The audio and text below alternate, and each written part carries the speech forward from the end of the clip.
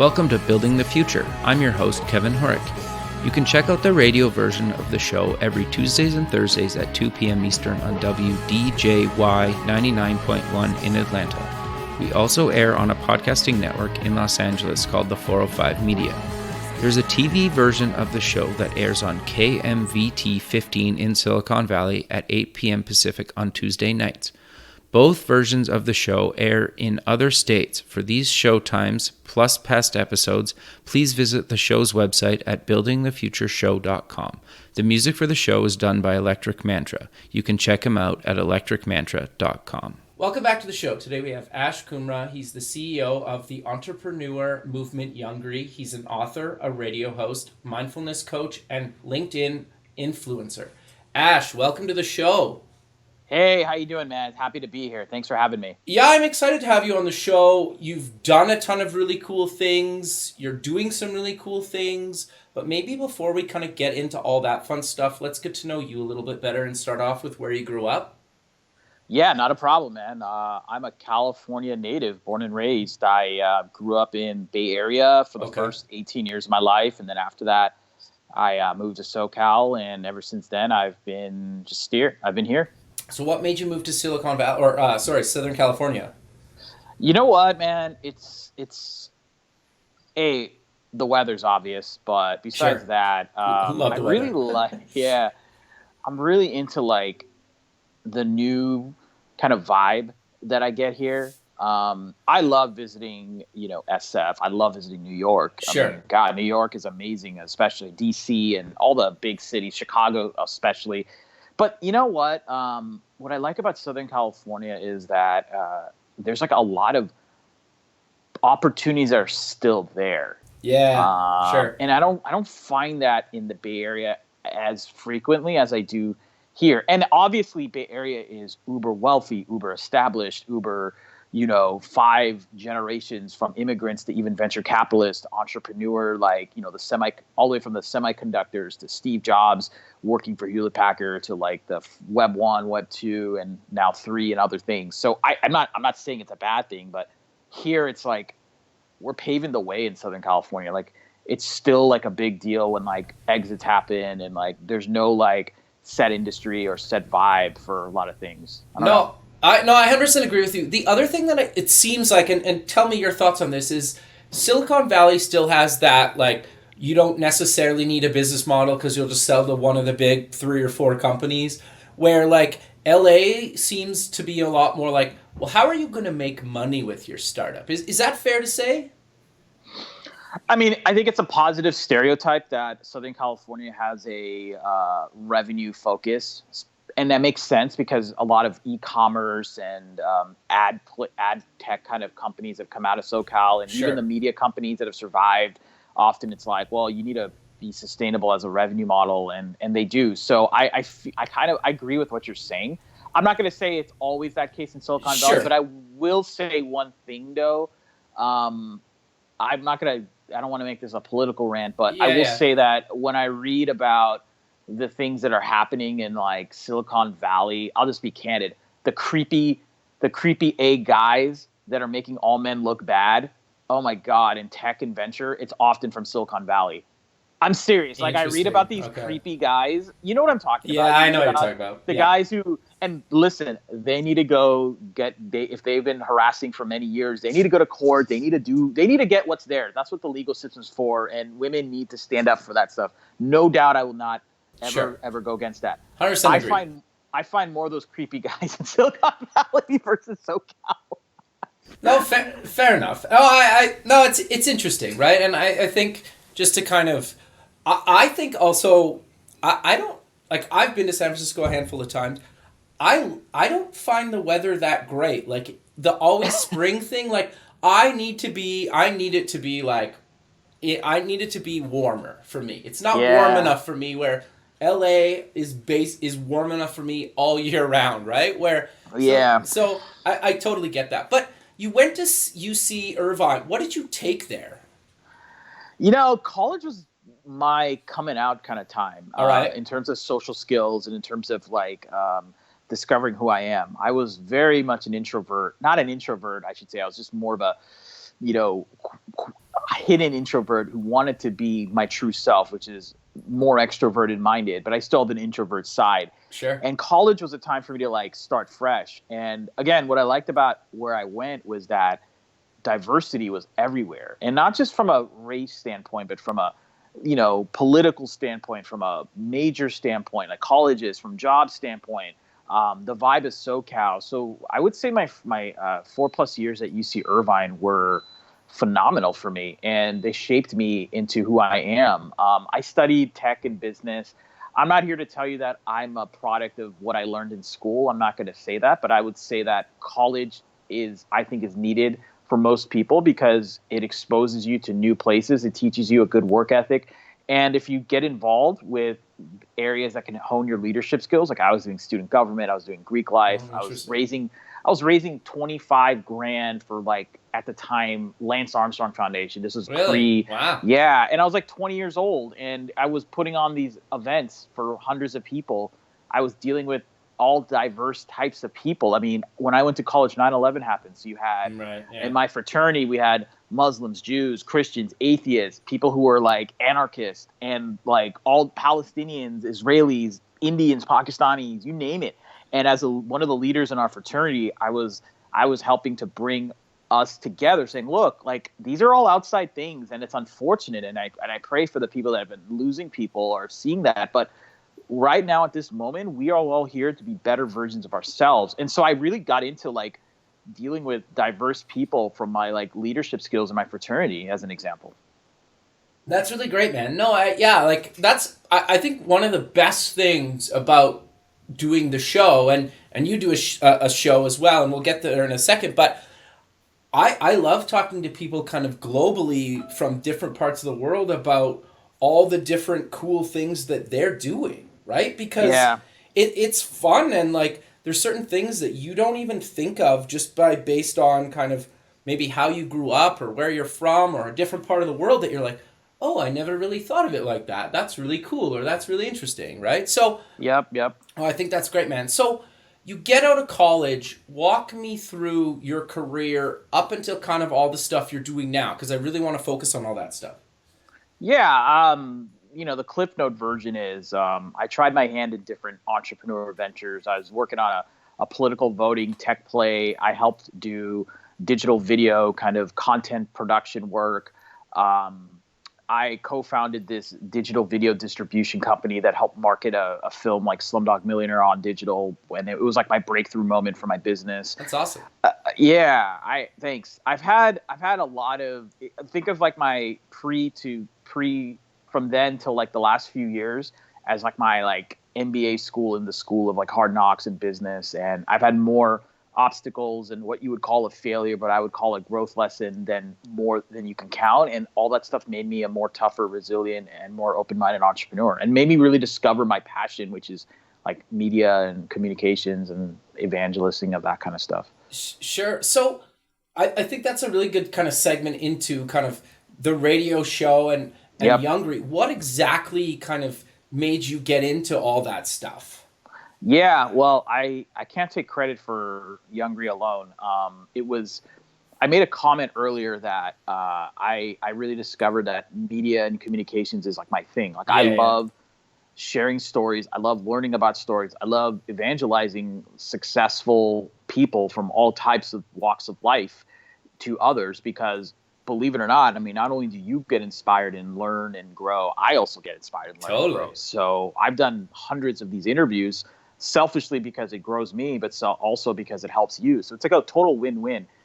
One guy I was interviewing, so I was doing a kind of a weekly like entrepreneur like video like series on digital channels. Sure. And I met this guy. I've always been fascinated with fitness, because the fitness world really gets these terms like movements and making you feel like you're bigger than, you can achieve anything. And what's cool about fitness is like you could literally transform yourself. You could literally be overweight, and then like if you follow your, whether it's diet or fit or working out or supplements, the non-steroid kind of stuff, you can transform. It's a great it's a great industry to promote those types of ideals that you hear about, like the law of attraction and visualization and stuff because it happens. And so I was humbled that someone from a very prominent fitness brand had said, hey, like, we want you to interview our CEO. He's a big influencer. And if you look him up, he's like one of the biggest fitness influencers.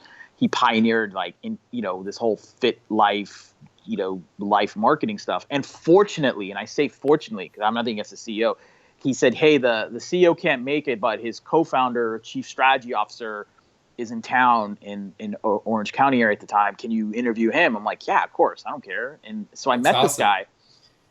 Long story short, it was one of the greatest interviews I've ever done because we ended up talking for like 5 hours after that. And wow. I think the guy secretly, like, I'm not gonna say he stalked me, but he secretly like had another intention to meet me. Because what he did is, hey, like, I've had this brand. I wanted to build it towards the next gen, the next movements, the next entrepreneurs, creators. And I know you're doing a lot of things on the solo stuff and, with your content stuff. Do you want to join me in building this? And I was just like, whatever. Like, I've been pitched by a lot of people, not to brag. It's just, I've been pitched. Sure. I'm like, great, that's fine. Like, we all been pitched. I'm like, cool, whatever. No. And then he told me the name, and I don't know what it is, but it's like, imagine seeing your favorite car in the world right in front of you, or you're getting to eat your favorite meal ever, or you get to see like the goal that you want in life. When I heard the name Youngry, I was like, oh my God, like, it doesn't matter what we do with Youngry, it's going to be something good. So I said, I'm in. That's awesome, man. No, that's really cool. Yeah. So my co-founder, who at the time when he pitched me this idea was the chief strategy officer of this fitness brand. And he, we've been at it for about a little over a year now. So it's been a fun ride. Sure. So for people that haven't heard of Youngry, what exactly is it? And kind of, you guys are doing some new stuff with it. Yeah. So walk me through kind of what it was, is, and is going to be. Yeah. I'm so glad this interview is now, because my answer a few weeks ago would have been different. I actually sent a new email to all of our investors, our advisors, key influencers, key people that have helped with Youngry, to tell them where we're going right now. So it's very timely that you asked me this question. Youngry, at the original goal, was going to be a media content kind of platform. So what we identified when we decided to do Youngry was that, entrepreneur media is very, it's very focused on, like, I would say search-based kinds of stuff. Sure. So if you read like various sites, it's like how to raise money or how to pitch, or this is how you need to raise. A lot of it is like based on like SEO and ad-based, and just to get traffic. I'm not against that. You're a for-profit business. You need to do what you got to do to survive. But I didn't feel like a lot of the entrepreneur media was really helping like entrepreneurs. I just felt it was more like editorial tells you this is what it is and this is how you read it. So I wanted to create this like content where active entrepreneurs can like provide content, and internally we build this movement of entrepreneurs from across the world. Doesn't matter who you are. If you're young in spirit, hungry, and ambition, like, let's make your goals happen. And so we went strong with that. There was a time when we had probably 85 contributors or more. And, we really are aggressive with like getting our name out there. We've been involved with over 30 events, from like 10 people to 1,000 plus people, both produced internally and externally. So that was the original vision of Youngry, like being this movement to help entrepreneurs succeed with like compelling content, and then using e-commerce from like branded products and events to like sustain our business. Along the time though, I think we did a deep dive and we realized, all right, what do we really want with this brand? And what was going well? So the one thing that's gone well and still goes well is that we have a very cool brand affinity. Like, I still get people telling me that like they know of Youngry and Youngry is this, and it's very flattering at times, because there are times when like we've been kind of siloed or in the dark, not doing much promoting our brand, but people are still like into Youngry, and it's partly because of the genius rationale behind with my co-founder when he conceived the name of Youngry in the original tagline, "Young in spirit, hungry, and ambition." But I think we then realized, all right, no matter what, the brand will last as long as we keep shepherding it. What do we really care about the most? And what do people need the most? This answers your next question, where we are now. we realized that mentorship is like the thing that's really key to where we're going. Yeah. So literally what I am doing now with our team, and I literally sent this email out today. This interview is on a Tuesday. I literally did this last Friday, what I'm telling you right now. Wow. I literally told the team, hey, Youngry 1.0 was great. We got an audience. We made some money. We got to do some cool things. We built a great following. We built people like you. I mean, we have some great collaborators. We love what we've done, but we're not settling. Now we're still a movement to help you, young in spirit, hungry in business, succeed. But we're now really focusing on like mentorship type of content and initiatives around that. So the three areas that we're focusing on. And what's great about this is that I often hear entrepreneurs and investors, successful entrepreneurs and investors say, you need to focus on, you need to focus. What I can say is all these three things I'm about to tell you all work together in like a 360 kind of format. God, I just sound like an MBA student saying 360. No, it's all good, man. Anyhow, so the three things that we're doing is offline, we're refocusing our business to have like mentor kind of content. So not just the traditional fireside chat event, but before our events, we're going to have like mentor hours where like you can meet with the speakers and other successful people to get like more deeper kind of informal mentorship. The second thing we're doing is sustaining the business is we've been getting, I want to say this with like all candor and like without not sounding cocky. We get cool. Youngry is a cool brand. We're marketing towards often the millennial and later totally. Gen Z demos. So brands have been approaching us saying, look, like, how do we market to you? Like, how do we market to this group? And we have projects. Entrepreneurs who have budgets are like, how do we do creative content? You guys get that stuff. So we have an agency side behind the scenes, which we're ramping up very successfully. And so that's the second side.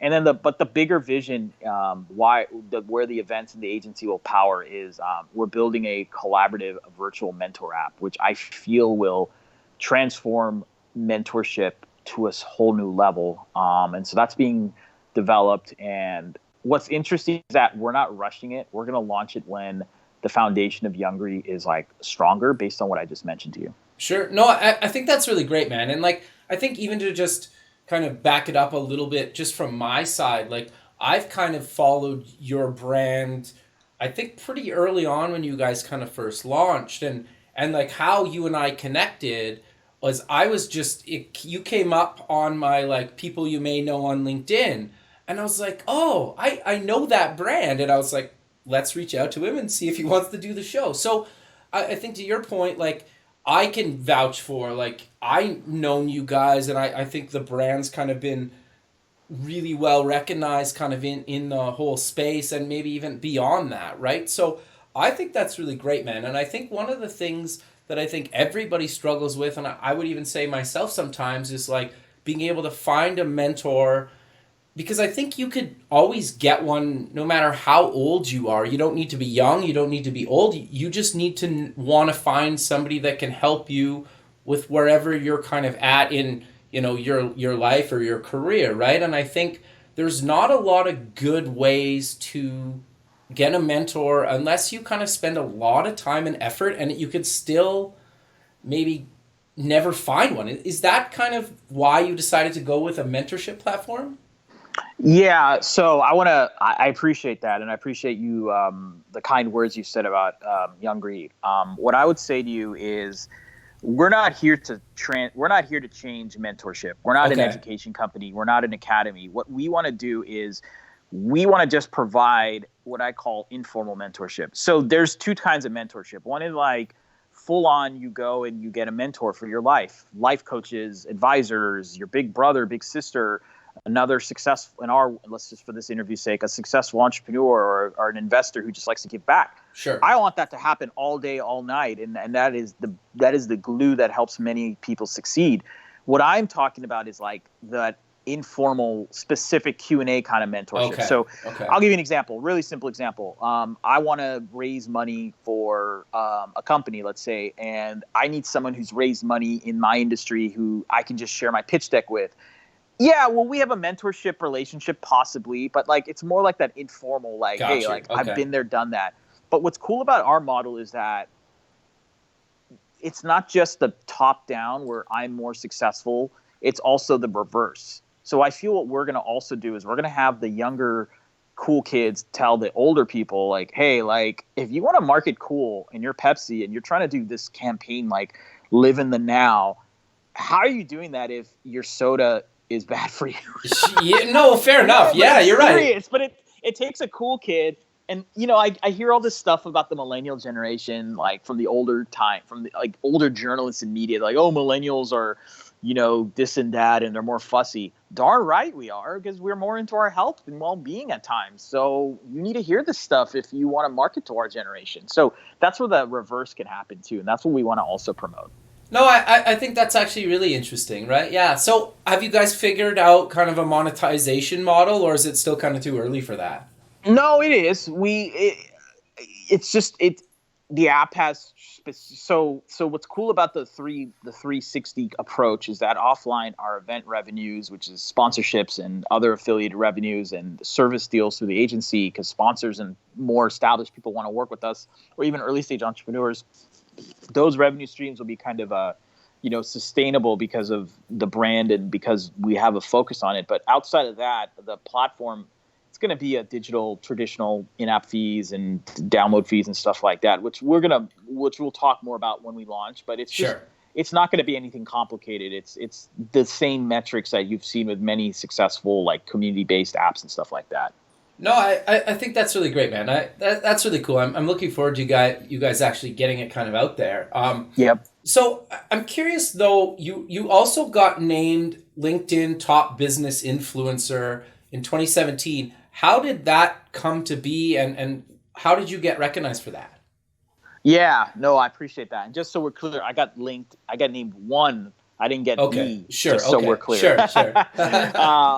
So I've been doing a lot of work with their ProFinder service. So LinkedIn, first off, I think LinkedIn is like the next. It's not the next big thing because it's already there, but I think LinkedIn. I think in this day and age, I think many people are like not looking towards Facebook for content from a business standpoint. I think entertainment and stuff is fantastic, and I think cool content like Netflixy type content, Facebook will work. I'll give you an example. A friend of mine, he did. I don't know if you saw the Tom Brady doc on Facebook, the 6-part series. No, I didn't. So if you're a Tom Brady fan, or if you just want to learn how he thinks, whether you like him or dislike him, my friend did a series on LinkedIn, and I have no affiliation with this series, but my friend did a series on Facebook called Facebook Watch. It's like their new content platform, and they did this 6-part series on like Tom Brady and like prep is all the way till the Super Bowl. And that is like the future when I think of content for Facebook. When I think of LinkedIn now, I really think about LinkedIn as more business content, mentorship kind of content. Think of like that Business Insider or Trends to Work Out. And so one service they have is called ProFinder, where, you know, if you're very active in the community, LinkedIn will solicit and you'll get solicitations for people looking for projects. And so I've been really active with that service. And so it was kind of a hidden opportunity, and serendipitously LinkedIn recognized me as one of the top business profiles on the ProFinder. It was a pretty cool deal. Yeah, no, I 100% agree with you. I think other, like, majority of the stuff I've ever gotten career-wise has kind of come through LinkedIn, and some people say it's dying, but for me, I think it's never been better, to be honest. Yeah, the people that complain about LinkedIn, just like in anything in life, and this is kind of a more of a mindful side of me, but my dad always taught me that, like, if you have nothing good to say, like, do your best not to complain about it. And if people that constantly complain, I honestly feel that, like, there's some issue that you're having with it or you just don't get it. So LinkedIn is clearly working. The engagement levels, the content pushing. I mean, I think they have over 3 million. If you post a status update, you're considered a content contributor. They have millions of content contributors, from active ones to the ones that I just mentioned. So totally. The thing is working. And I think the Microsoft purchase is going to make it even bigger and better. So I'm all in on LinkedIn. It's my preferred medium. It's ironic because as a brand, Youngry is more of an IG, Facebook kind of platform, even Twitter, our Twitter is really good. But me personally, on my personal brand, like, I'm all in on LinkedIn. Like, that's the one I'm really focusing on. Yeah, no, I think that's great. You also, what happened with the White House? Because they named named you an entrepreneur making kind of an impact, but like, what exactly was that and how did that kind of come to be? Yeah, very, very humbled and honored that they considered me. So pre-Youngry, pre even my radio show, I was doing a lot of my first business. I mentioned that I helped market. And when I say help market, I wasn't the brainchild behind it, but I was one of the digital marketing partners that worked with Fox on marketing Slumdog Millionaire. And what was great about that was that my first business's mission was to help promote international content and bring it out here on digital platforms. And so my heritage is, American born, and I'm not pushing I'm American patriot, but I'm a proud American as you get. But I also am very proud of my Indian roots, from India. So I took a niche Indian content at the time. Now it's like Indian content's everywhere, and it's cool to see that. And it's cool to see like all these Indian Americans and people from India like Priyanka Chopra on, ABC hit shows. But when I was doing that stuff, it was very, very rare to see that. So what I was involved with was Fox was literally like to me and others, hey, we have this film, ethnic film, we need you get Indian people, like, how you say you get cool, like you get Indian people, like help market this. Interesting. It was a straight like honest thing, like, look, we don't get it, you get it, we know this film's a hit from a creative wise. So that film marketing really helped jumpstart my first business. And from there, I did a lot of like motivational talks on like believing in yourself, believing in your dreams. And I didn't know what I was saying at the time. I mean, in the sense that I was authentic, but I didn't have like a structured approach, and nor did I have the experience that I have now. But because I was helping a lot of, promoting this American spirit abroad with the promotions of international cinema and arts, the White House caught my attention, or I caught their attention because one of my good friends was asked to help pick a group of next generation American entrepreneurs who are helping represent the American entrepreneur spirit. And so it was like this, I believe it was like 100 of us that were 30 under 30. Wow. They did it for a couple years, this Impact Award series. But I was on the first batch. I was one of the speakers that went on.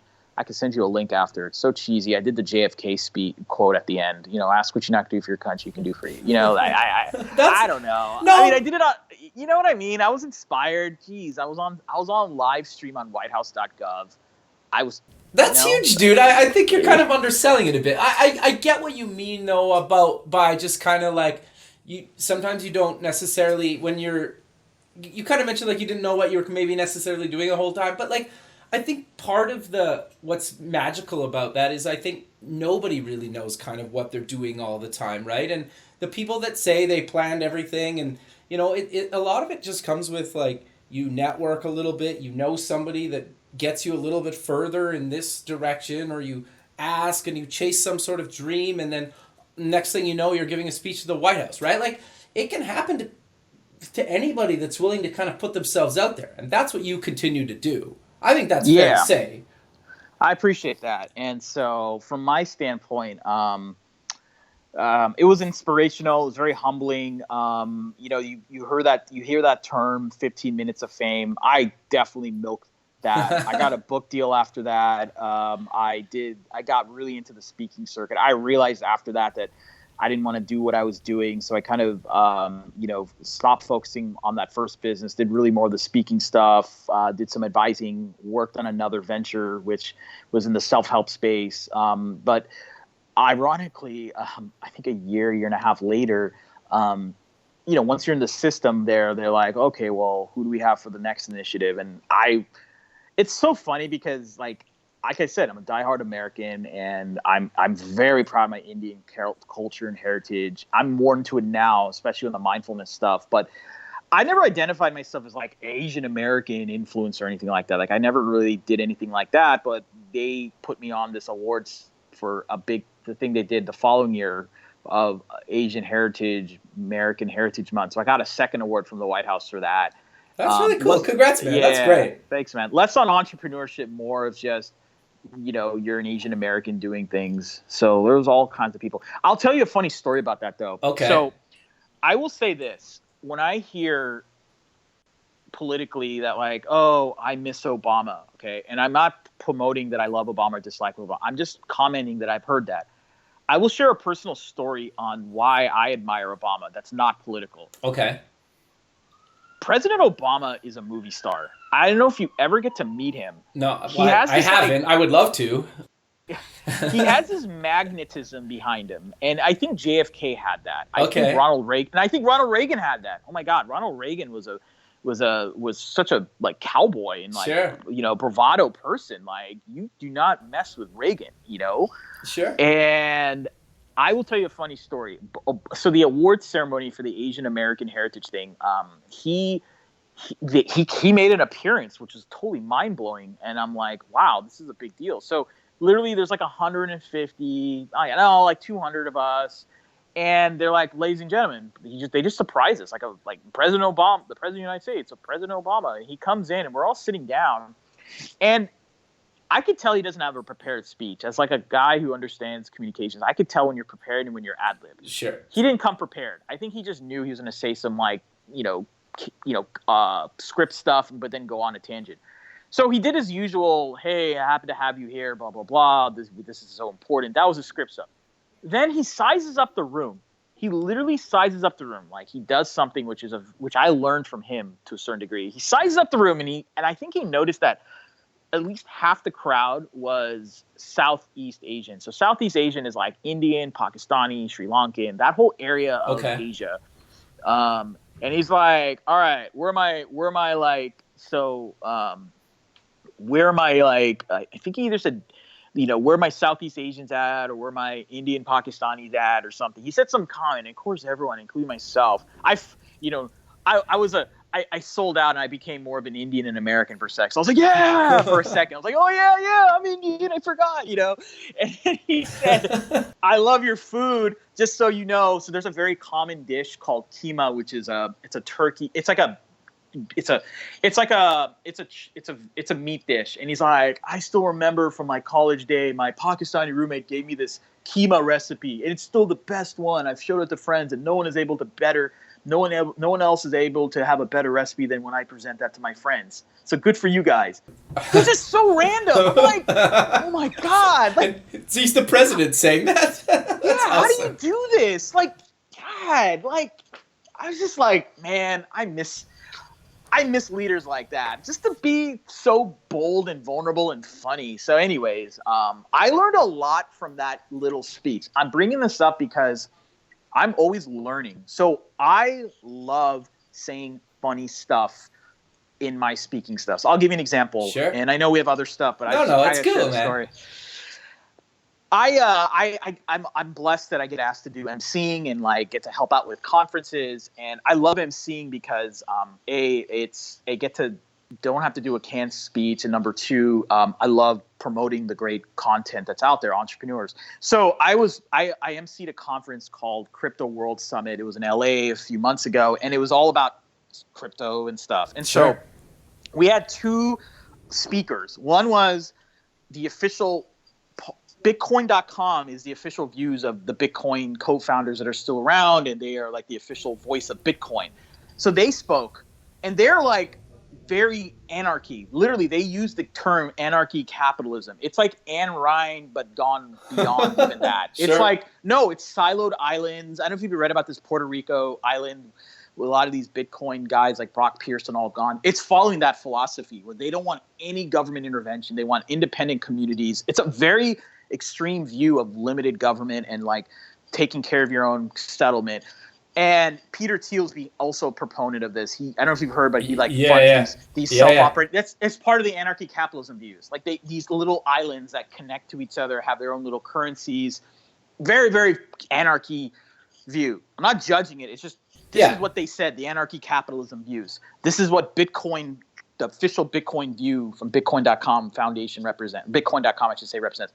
Then the second guy comes on, and he's like, I want more government. And he has a publicly traded company who has spun off an ICO, but it's part of the publicly traded company. And he's like, I'm so glad I'm a publicly traded company because I can't get, unscrupulous, shady investments and blah, blah, blah, because unfortunately you've been seeing all that. So the point is that they did their thing, the anarchy talk, and then the pro-government who's into crypto talk. So this is where I did my Obama moment, and I've done this many times. I'm like, all right, guys, how many guys seen X-Men? Everyone's like, yeah. I just felt like I heard Magneto and then Xavier talk about why humanity sucks and is good. That's awesome. Because I was just like, what? WTF? I can't believe I just heard these total opposite views. So that's what I mean. That's like how I learned communication-wise to throw a little humor but jab at people, but politely. Sure. And I don't know. That's my style. What did they say to that? They laughed. What can they say? I guess. They kind of agreed. One is like a total Magneto, like humanity sucks. I mean, not humanity sucks, but the world, the world's too controlled. That's what Magneto felt about mutants being under control. And then Xavier's like, look, let's create structure. Let's create the systems. Let's like try to promote human, in this case, government, business cooperation. And that's kind of the ICO guy, the publicly traded company guy. So I think people just laugh. They're like, oh my God, it's so true. Like, and that's what's cool about that crypto world, is that they have such diverse views, and that's a whole other conversation. But that's what I learned from that simple food comment that Obama said like 4 or 5 years back. No, that's actually really interesting, man. So I want to cover. You're also a mindfulness coach. What exactly does that mean, and how do you coach people? Yeah, so I have to credit. I've had a very, very, I'm blessed that I'm able to sustain myself and grow. And I think we all have our certain traits. Like I know people. So my co-founder is that New York City Gary Vee, cut from just hustle 18 hours a day, 7 days a week, twice on Sunday kind of guy. Okay. And girls too do that. These types of people, there is a certain work ethic that I have seen in New York City, especially that East Coast hustle. I will admit I don't see that as often in California with entrepreneurs, but we have our excuses. We're more into quality time, less quantity time. We incorporate mindfulness and stuff like that. So I actually agree with the California traditional. It's sunny most of the year, right? Yeah. New York gets snow. Yeah, and it's just like in England, the reason why they have the best singers is because they're inside the whole time and it's raining, and so that weather makes you think. I don't know. I mean, you could say these stupid stereotypes. I'm just jabbing at them, but my point is that. So I'm just giving you an example that my co-founder, no matter how many hours of sleep, no matter if he partied, or no matter if he's like running 10 projects, he's just able to consistently work and get stuff done. My trait is I constantly can heal quickly. Like I am Wolverine. Like I can get hurt, whether it's losing a business partner, relationship, injury. I heal very fast. Interesting. And I wonder to myself, why is it that I'm able to do this? Sure. And the reason is because I have like strong self-love. Okay. And so then I realized to myself, how many people I know have a lot of like true self-love in themselves? Not self-esteem. That could be artificially created, or that could be built off of your artificial merits, or like how much money you have. Or I'm talking about like truly like loving themselves. And I'm not a psychologist or a therapist, so I'm not pushing any like practice. But the thing I realized is that, how do I take advantage of this? How did I develop this? Partly my family, and I'm blessed to have great family. But beyond that, I think it's because of my mindfulness routines that I do to myself. Like I do active meditation. I read gratitude type of content. So then I said to myself, wow, I'm interacting with a lot of people in the entrepreneur and business world. And they're like either A, not doing this daily, or two, they're not even aware of the simple mindfulness kind of stuff.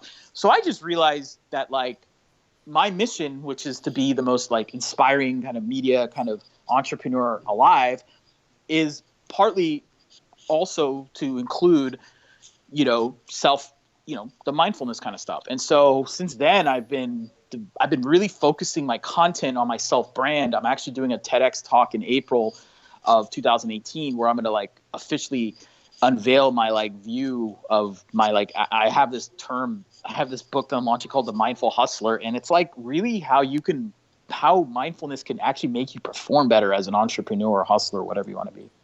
Sure. No, I think that's really great, man. I think at least meditation seems to be getting a lot more kind of publicity in the last few years, that a lot of entrepreneurs are talking about that actually being something they do on a daily or at least, a few times a week basis. But is there other things that you kind of recommend people could potentially try? Like, what does it really mean? Because I think it's kind of a new, kind of term that a lot of people maybe haven't heard of. Or get your book. No, I know what you're saying. What do you mean by that question? I'm trying to understand. What else do you do? Because you meditate, right? But what else? It's beyond meditation. I see what you're saying. Yeah. Okay, so the reason why I say mindfulness or mindset is because it's beyond meditation. So there's a lot of, it's like this. If you ever meet an athlete, or if you ever meet anyone who's preparing for a race, they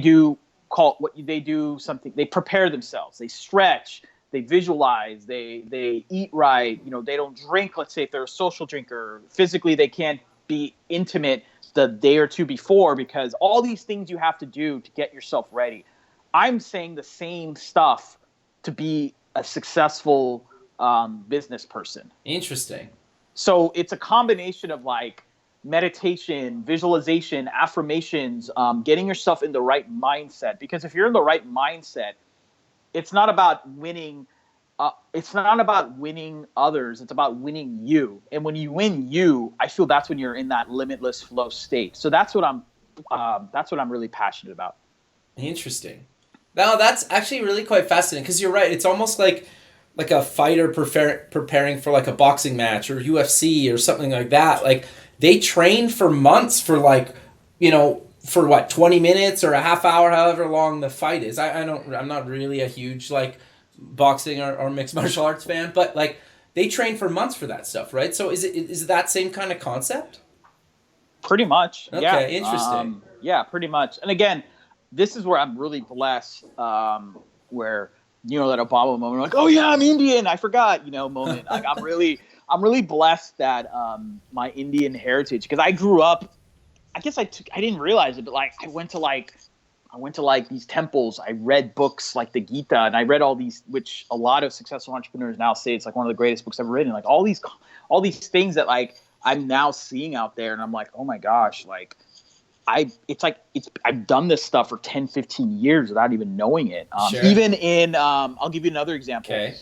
There's something called Reiki. It's a form of, it's like a mindset meditation kind of thing. I did Reiki 5 years ago. I got trained in Reiki 5 years ago because one of my friends at the time was into mindfulness stuff, and she called me out saying, look, you're too much in the head. You need to go deeper and love yourself more, literally. And so this changed me. So I've been doing this Reiki stuff every day, just subconsciously. Now, you know who does this before many of his talks and now has a exclusive package where you can spend 5 days with him to go to India and do it on a deeper level? Tony Robbins. Really? Wow. Tony Robbins and his wife, they do Reiki, and his wife especially said that it healed her from many things. Wow. And I'm not surprised, and so it's cool when you see stuff like that.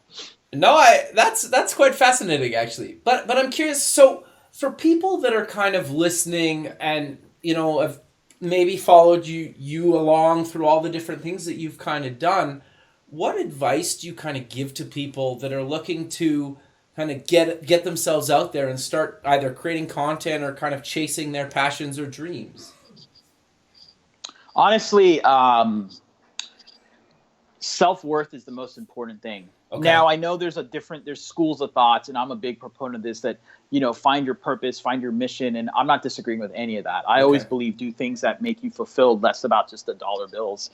But at the same time, if you're not self-fulfilled inside, then you're just chasing and you're going to crash and burn. So when I say mindful, it doesn't just mean meditation or the Reiki stuff that Tony Robbins does. It's doing something that allows you to embrace yourself and be empowered and stuff like that. So that's the number one thing you got to do. And I feel that, when you do more work on yourself, you can endure stuff. You could literally endure stuff. I'll give you a really funny, not funny. Okay. I'll give you a really simple example. Okay.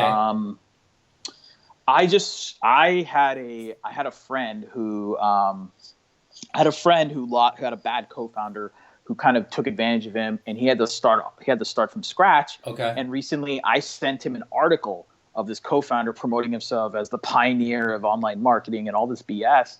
And I sent it to my friend. And I said, I'm not sending this to you to like make you feel bad. I'm sending this to you to like realize what a joke this guy is, and that like in the long run you're the one who's happier because you've actually done way better since that guy and you departed off.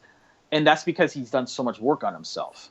Okay. So that's an example of like when you know your self-worth, you can endure, you can have your own Wolverine moments where you can heal and move faster. Sure. No, I think that's really interesting. But how do you, because you're obviously a busy guy, you must make time daily, kind of weekly for this stuff. Like how much time in a week do you spend on this kind of your self-improvement stuff? Yeah, so again, I'm not going to tell you there's a certain way. It's just like it's like asking an athlete how Sure. much training should you do. It's like, you got to do what's comfortable. So I do about an hour a day of stuff, but Okay. I know people that do 20 minutes a day. I know people that do 10 minutes a day. All I care about is that you spend some time every day. Okay. So I'm more of a fan of, I'll give you an analogy. One of my mentors, a really well-known sports agent, he has a show on Entrepreneur Magazine called The Playbook. Okay, He yeah, interviews yeah, rock yeah. stars. Sure. Okay, name's Dave Meltzer. And Dave did an interview with me, and I talked about what it take to be successful. And Dave said something which I would apply to mindfulness. Dave said, look, if you want to be better at golf and you practice 2 hours once a week, I'm going to kick your butt because I'm going to do it 20 minutes a day, 7 days a week or 5 days a week. Got you. So consistency is what I learned from that conversation. Same thing with this. Interesting. So do you Make it simple. Just make it simple. Whatever you want to do, just do it. But do you try to do it at the same time every day? No. Okay. So that's the other thing. I'm not that kind of person. So, I mean, this is where I guess I'm going to become the anarchist for a second. No, I think it's good. But I don't believe. I don't know. It's funny. I don't like living on man-created rules. When I say man, Yeah, I like 100% agree. society-based rules. Yeah.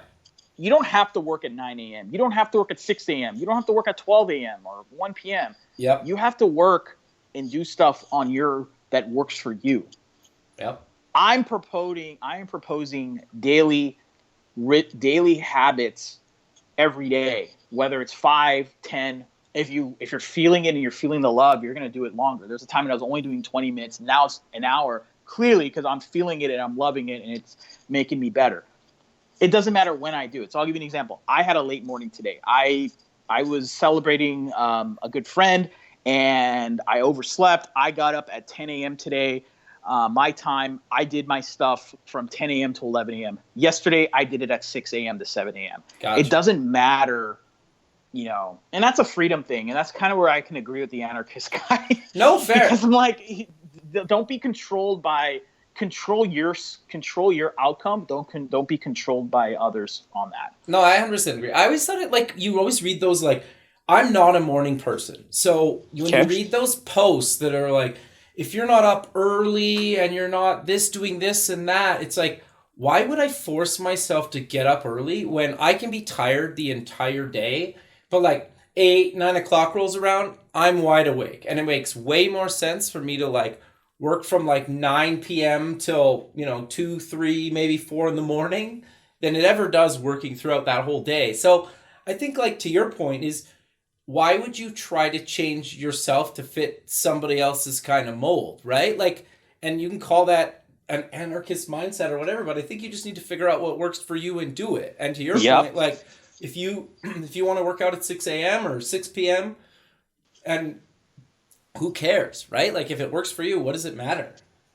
Yeah, exactly. So those are the habits that I would tell you. And look, I'm not gonna judge the people who have a specific way. I mean, what's kind of cool about mindfulness is that like, I know some people that are like, you have to do transcendental meditation. Or you look at Ariana Huffington, she has a very specific program. Sure. Look, if that stuff works for you and you want to incorporate that, go do it. Totally. I'm just telling you that don't make your life complicated. Just do a little every day. And I feel subconsciously, kind of like the golf example, once you see results, or once you don't, even if you don't see results, you're going to want to do more. Yeah. I don't know. That's how I see it. No, it's fair. I think though too, like if you schedule it at 6 a.m. and then you sleep in till 7 by accident, you sleep through your arm, you already feel like you're behind before your day's even kind of started, right? Where if you're just like, I'll just do it now, then I think it's even just like this less stress, right? To just fit it in when you can throughout the day. Yeah, I'm totally with you. And that's how I see it. And that's what I'm trying to promote is that if before you go into, you have to do this kind of structure, I feel that there's so many people who don't even start. So it's not my place to tell you to like do it, this and that. When more people are doing that, or when people who work with me want a deeper thing, then I'll go into that with them. But you don't throw that in first. Yeah, I 100% agree. But Ash, we're coming to the end of the show, so let's close with mentioning where people can kind of get more information about yourself, Youngry, and all the other stuff you're involved with. Yeah, first off, so happy to be on the show again, and I'd love to connect with anyone on any of the stuff I mentioned. Since we talked about LinkedIn, find me on LinkedIn. I want to connect with you all on LinkedIn. I know usually people are like, well, here's my handle, and that's fine. I can do that too, but I want to meet with you on LinkedIn. If you need to meet me online, then look me up on Facebook or Instagram. Just type in my name, Ash Kumra, ASH space KUMRA. But I'm really using LinkedIn as my like medium for like connecting with people. If you want to learn more about me, or you want to talk about collaboration, you can go to ashkumra.com. I have a little section that talks about some of the things that I'm working on and how you can collaborate. And then, of course, I will add you to the stuff that Youngry's doing. We have some great stuff coming up in the near future. As of this interview, like I said, we're like really building the foundation of the stuff that I mentioned. So I don't have as much to talk about on the Youngry at the moment, but that's just at the moment. But otherwise, happy to be on the show and happy to help out in any way for anyone. Thanks. Perfect, Ash. Well, I really appreciate you taking the time into your day to be on the show, and look forward to keeping in touch with you, and have a good rest of your day. Thanks, man. You too. Thanks. Okay, bye. Thanks for listening. Please visit the show's website at buildingthefutureshow.com. Also check us out on Facebook at Building the Future Show and follow us on Twitter at Building Show. The music for the show is done by Electric Mantra. You can check him out at electricmantra.com and keep building the future.